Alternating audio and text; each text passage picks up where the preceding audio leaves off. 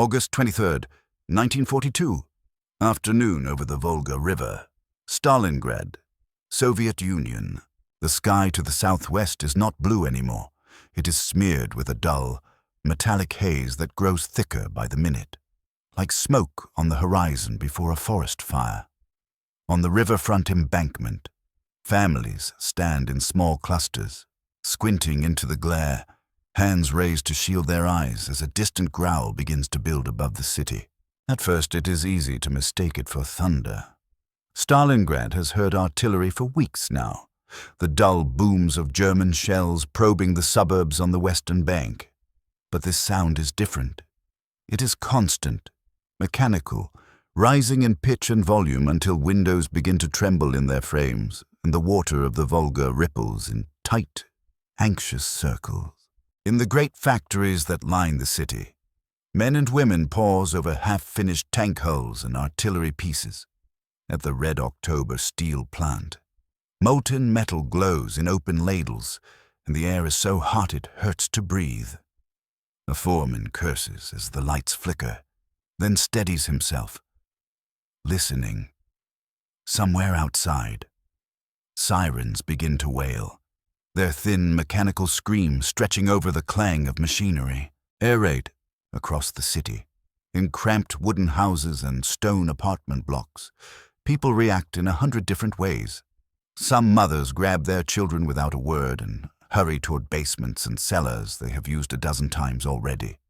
Others look up, annoyed, certain it will be another false alarm.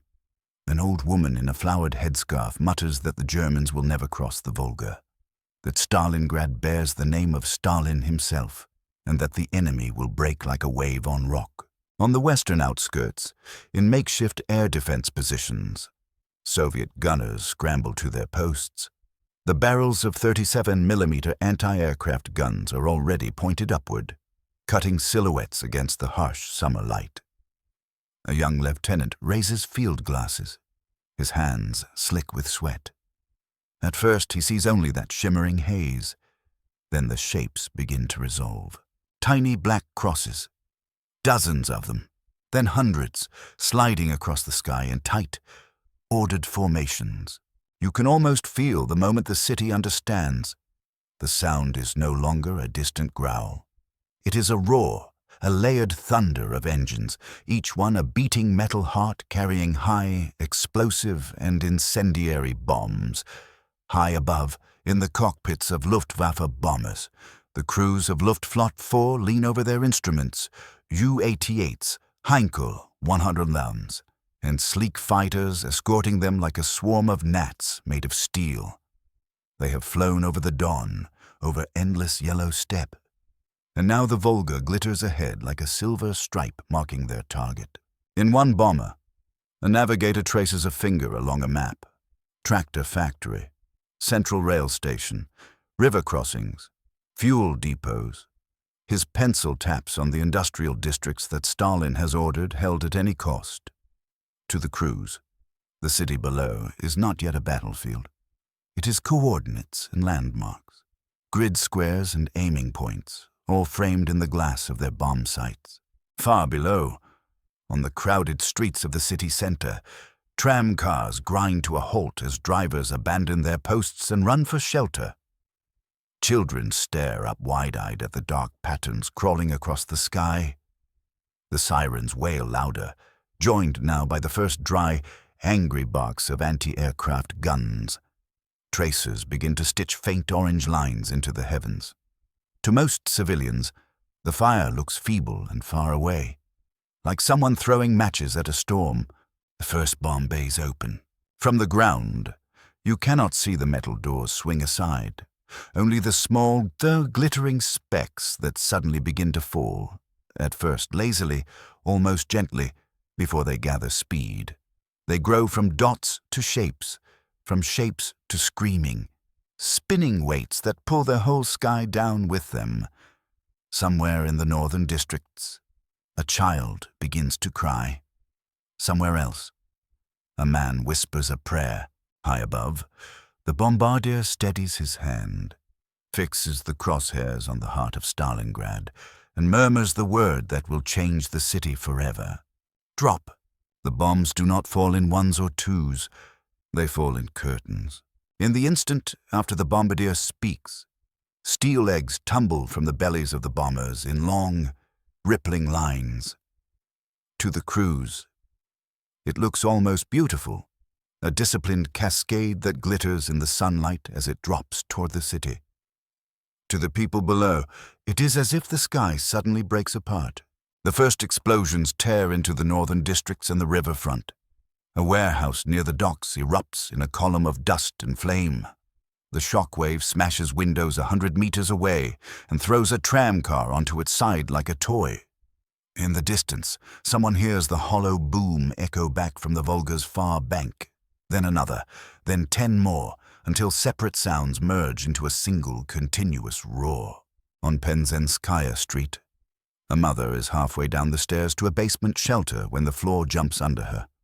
Plaster dust pours from the ceiling in a white cloud. The light bulb above her bursts with a sharp pop. For a heartbeat, there is only darkness and the taste of lime in the air. Then comes the second blast, closer this time. The basement door slams inward on its hinges and hot wind rushes in, carrying with it the faint, terrible smell of burning fuel. Outside, the air defense lieutenant who had watched the bombers approach is now crouched behind a sandbag wall as fragments screech overhead.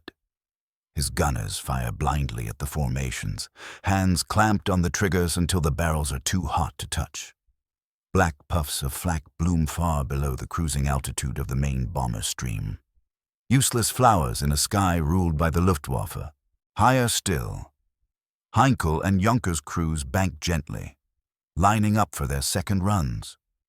One pilot glances sideways and sees other formations stretching to the horizon, wave after wave converging on the same target. It is not just a raid, it is an air hammer. And Stalingrad is the anvil beneath it. In the city center, the rail yards are the next to be hit. Strings of freight cars packed with ammunition, grain, machine tools, and refugees waiting to be ferried across the Volga are torn apart in a chain of detonations. Boxcars leap from their tracks as if kicked by some invisible giant.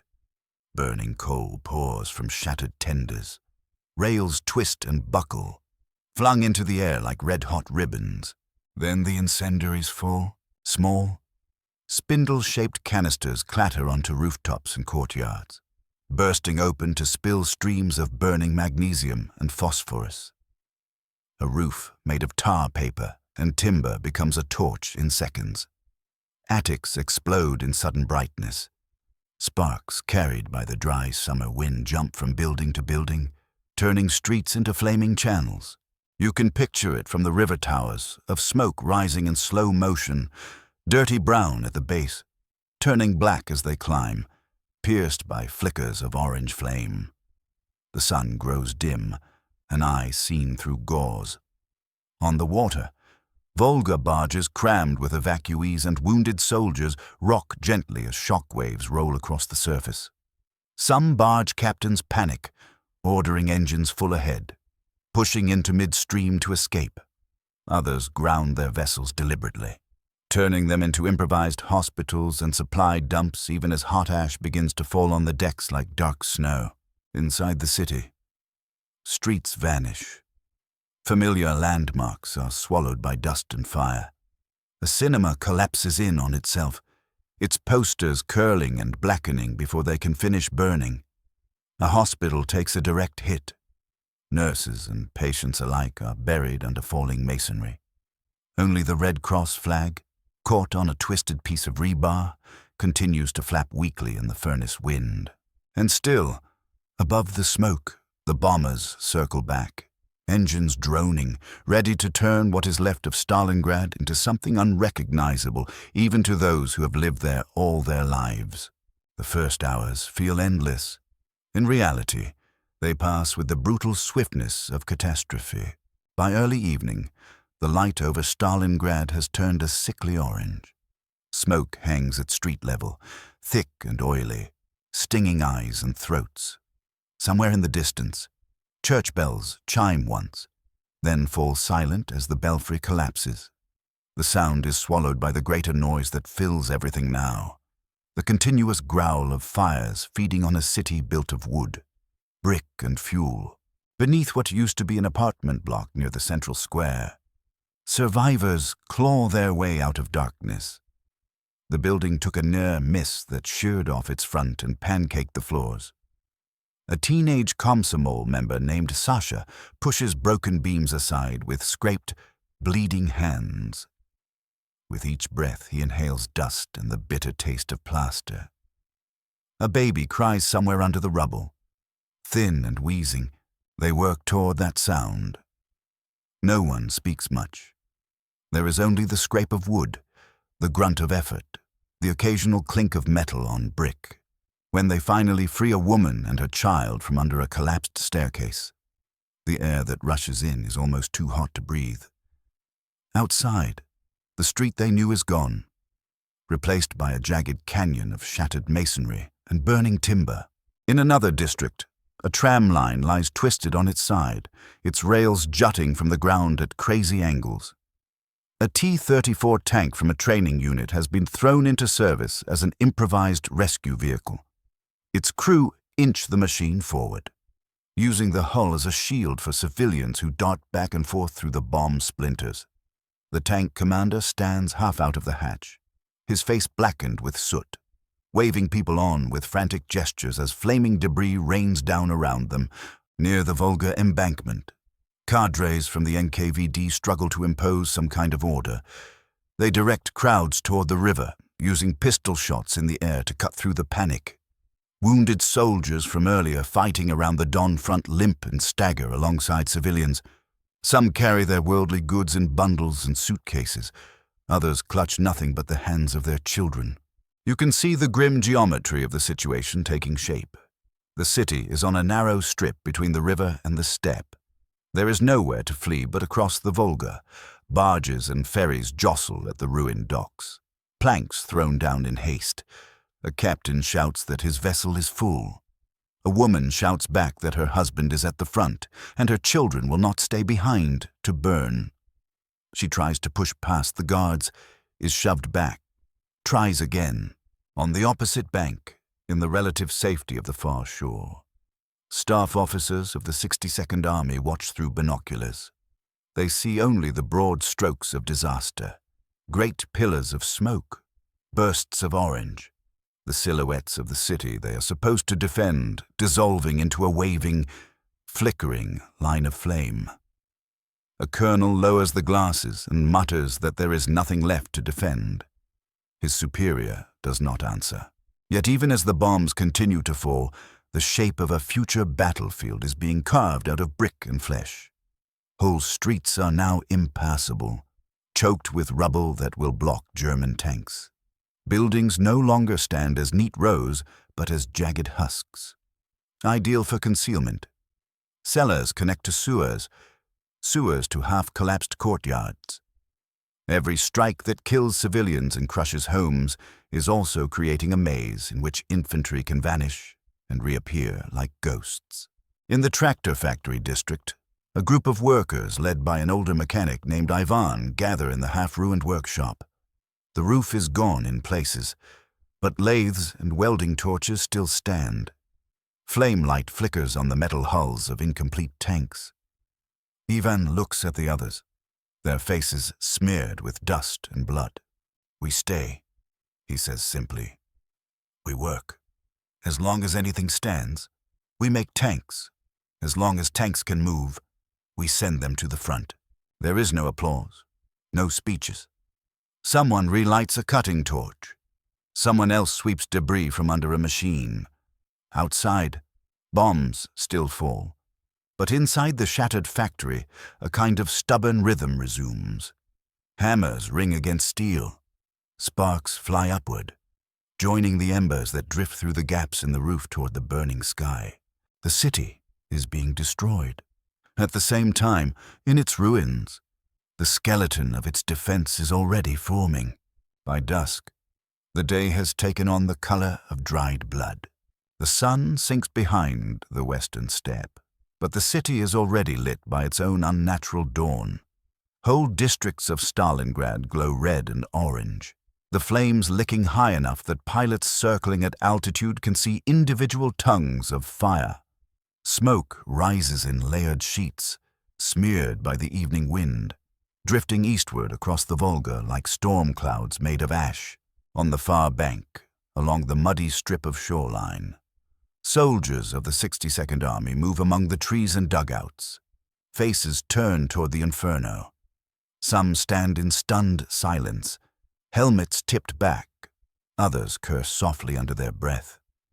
They can feel the radiant heat on their skin even from here. A junior officer lowers his binoculars, his voice hoarse. "If anyone is left in that," he says, "they will hate the enemy forever." Back over the ruined streets, the last bomber waves of Luftwaffe 4 sweep in from the southwest. In the cockpit of a Junkers 88, the pilot blinks against the glare reflecting off the canopy. His world is black silhouette and burning city. The Volga, a dark ribbon threaded with dancing spots of light where oil and fuel burn on the surface. He keys his throat mic. "Look at it," he says to his crew. "There is nothing left. One more push and the army can walk in." Behind him, the gunner cranes his neck, peering down through a side window. He can make out shapes for only a second at a time through the smoke. A half-collapsed factory with its roof gone, like an open jaw full of broken teeth. The skeleton of a bridge, a street that looks less like a road and more like a trench gouged through piles of rubble. He cannot see the people darting in and out of those shadows, but he imagines them anyway. "Poor devils," he mutters, and tightens his grip on the machine gun handles. On the ground, poor devils are everywhere. Firefighters, their uniforms blackened to the color of coal. Drag hoses along streets that no longer run straight. Many hydrants have been blown apart, so they pump water directly from the Volga, long canvas snakes disappearing into the haze. They aim thin streams at walls and roofs, not to save buildings that are already lost, but to keep the flames from jumping into new blocks where people still shelter in basements. In one cellar, beneath a partly collapsed school, a group of children sit on the floor in a tight cluster. A teacher named Galina moves among them, tying makeshift bandages, checking faces, forcing smiles she does not feel. Each new explosion makes dust sift down from the cracked ceiling. The bare bulb that hangs above them sways on its cord, throwing their shadows in jerky arcs across the walls. When it stops, we will go to the river. She tells them, we will find a boat. We will cross. But for now, we stay quiet. We breathe slowly. We are alive. Do you hear me? We are alive. They nod, some solemn, some wide-eyed, a few too exhausted to react. Outside, only a few meters away and several tons of concrete above their heads. A house across the street finally gives up and falls in on itself, sending a wave of heat and sparks against what is left of the school facade. The cellar shakes, but holds, south of the center, along a broad avenue choked with fallen masonry. A company of Soviet infantry picks its way forward. These are front-line troops pulled back through the city as the German pincers closed from the steppe. Their uniforms are filthy from weeks of fighting, their eyes red from smoke and lack of sleep. The company commander, a captain with a bandaged hand and a revolver tucked into his belt, stops at a crossroads that barely exists anymore. What used to be 4 intersecting streets is now a cratered wasteland of shattered walls and overturned trams. A burned-out truck lies sideways in a hole that used to be a shop front. A steel beam juts from the rubble at an angle, forming a kind of metal arch. The captain squints, assessing, then jabs his finger toward a jagged line of standing walls. "Dig in there," he orders. Cellars, rubble, stairwells, fire positions everywhere. Germans will come this way for the river. We make it a graveyard for them. His men fan out, disappearing into holes and gaps as if the ruins are swallowing them. One soldier wriggles into a half-collapsed basement through a slit where the sidewalk used to be, then calls back up. There is a way through to the next yard. Comrade Captain, and maybe to the next. Like tunnels. The captain nods once. Good, we will use them. Above them, the last bombs of the evening fall in a final, vicious drum roll. German pilots see fires merge and roofs vanish, and from that great height, it looks like confirmation of victory. Below, in the labyrinth their bombs have carved. The first outlines of a defense are taking shape, not in neat lines and trenches, but in corners and craters and smashed stairwells where a single rifleman can hold off an entire squad. The city has been mauled, burned, flayed open. It has not yet surrendered. In its shattered heart, angry men and women listen to the receding engine noise and silently promise that if the Germans come, they will have to pay for every brick. Night finally comes. But it does not bring darkness. The city of Stalingrad burns like a chain of furnaces along the Volga. Flames roar from windows and shattered walls, reaching for the sky in twisting columns. Sparks drift upward in endless swarms, carried by gusts of hot wind that smell of smoke, oil, and scorched stone. Above it all, the distant growl of departing engines fades into silence. The Luftwaffe has turned back to its bases. The work of fire and gravity continues without them. In a half-ruined command post on the eastern bank, maps are spread across a trestle table. Candles and a smoking lantern throw a wavering light over the lines that mark the positions of the 62nd Army. General Lopatin stands with his hands braced on the edge of the table, eyes moving from the map to the window, where the city glows like a metal bar in a forge. "Report," he says. A staff officer in a sweat-stained tunic clears his throat. "Many units cut off in the city. Comrade General, telephone lines are gone. Runners say some battalions are still holding near the tractor works and the central landing stages. Civilian losses are very heavy." The general listens, face unreadable. Somewhere outside, across the water, a fuel depot explodes in a deep, rolling flash, reflected on the ceiling of the room. Dust sifts down. He glances up, then back at the map. "They will come for the river," he says softly. "They will want to cut us off from the city completely. We must keep the crossings open, as long as even a fragment of the army remains on that bank. Stalingrad still fights. Orders are written in thick pencil, passed to messengers who vanish into the night, bound for the ferries and barges that shuttle back and forth through drifting ash. The Volga, usually broad and calm, has become a black, heaving channel streaked with reflections of fire. On its surface float pieces of timber, sections of roof, sometimes the bodies of those who did not reach the shore, near one of the makeshift landing stages. Sappers and sailors work by the light of distant flames to strengthen ramps and piers. Every few minutes, incoming shells whistle overhead from German batteries, probing the eastern bank. When they land, they send fountains of water into the air and shower the shore with cold spray that turns to steam in the hot night. The men duck, curse, then return to their work. On the western bank, in the ruined streets, the defenders of the city settle into the positions that the bombs have carved for them. The captain with a bandaged hand who ordered his company into the rubble now moves through a maze that was once a city block. He steps over a collapsed balcony that forms a kind of bridge between two piles of stone, ducks through a doorway with no door, then drops into a cellar that smells of damp earth and smoke. There are 3 soldiers inside, already arranging broken bricks to form a firing step below the window slit.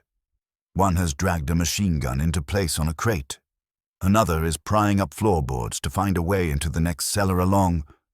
"Good," the captain says. "From here you cover the street. When the enemy comes, you wait until they are close. No waste. Every cartridge counts. In a nearby courtyard, a platoon of sappers studies a mound of rubble that blocks what used to be a side street leading toward the river. One of them taps a boot against a chunk of concrete. "Tanks will not pass here," he says with grim satisfaction. "We do not need mines. The bombs have done it for us." They set to work improving what destruction has given them, turning fallen walls into barricades, knocking loopholes through stumps of masonry, marking rat runs between basements and alleys. Farther north, near the tractor plant, workers and soldiers share a roofless hall where machine tools stand silent in the flickering light. A foreman spreads a rough sketch on a workbench, showing how the factory grounds now look from above. The neat rectangles of buildings have become irregular shapes surrounded by craters and piles of bricks. "Look," he says to a young lieutenant. Here and here. Good positions for guns. The machines are heavy. We move them. We get space for dugouts. The broken cranes give us overhead cover. Your men can fight from there as if from a fortress." The lieutenant studies the drawing, then the jagged skyline outside the smashed windows. He nods slowly. "We will make this place cost them blood," he answers. Around them, the night breathes with the sound of distant collapsing walls and the constant roar of fires. Yet amid the chaos, there is a growing sense of purpose. The bombing has mangled Stalingrad, but in the twisted streets and shattered works, eyes now measure distance. Minds calculate angles of fire. Hands turn ruins into redoubts. High above, stars glimmer faintly through the smoke. Somewhere beyond the horizon, German tank crews sleep beside their vehicles, believing that the city they're ordered to take has already been beaten to its knees. They do not yet understand what kind of battlefield awaits them. By the time midnight creeps in, the bombing has slackened to an occasional distant rumble. The storm from the sky is over. The storm on the ground is only beginning. In the gutted heart of Stalingrad, the city is no longer a grid of streets and squares. It is a broken landscape of ridges and hollows, jagged silhouettes and sudden drop-offs. What had been apartment blocks are now heaps of bricks and twisted iron that rise chest-high or above a man's head. Courtyards have turned into pits ringed by shattered walls. Stairwells stand alone like stone ladders to nowhere. The captain with a bandaged hand climbs one such stair, testing each step before trusting it with his weight. At the top, where a landing once led to several flats, the outside wall is gone. He steps to the edge, feeling heat on his face from the fires still chewing through the next district. Below him, the street is a narrow defile between wreckage piles, with a burned truck on its side like a barricade. He kneels, rests his rifle on a fragment of parapet, and sights along the street toward the west, where German tanks will one day appear, funneled between those same ruins. The line of fire is clear. There is cover all around. A single machine gun here, a couple of rifles there, and any advance will slow to a crawl. The thought comes to him with a strange, grim clarity. They have done half our work for us. Across the city, other commanders and soldiers are making the same calculation. A ruined cinema with only its thick rear wall intact becomes a strong point. Its stage, buried under beams and seats, hides a network of tunnels dug by desperate hands to reach neighboring basements.